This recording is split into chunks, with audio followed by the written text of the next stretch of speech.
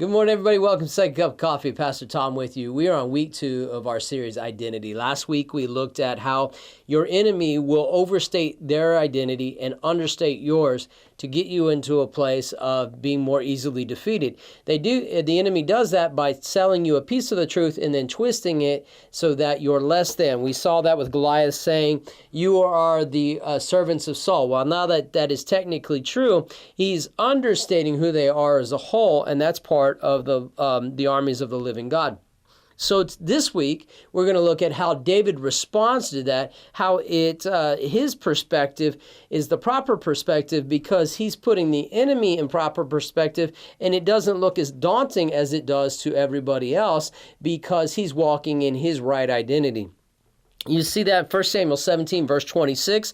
David is speaking, and he says, For who is this uncircumcised Philistine, that he should defy the armies of the living God?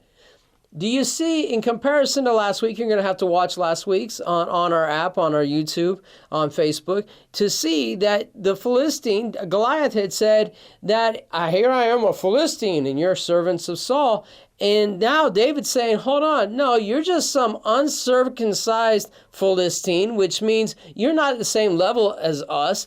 And I'm part of not just being a servant to Saul, but I am part of the armies of the living God. When you have that perspective, your enemy is going to become a lot smaller than maybe he currently is in your life. So get the right perspective. Grab onto the right identity. Your identity is part of a larger group, which is the armies of the living God, and we've been designed to defeat the enemy as long as we're willing to walk in that identity and not something else.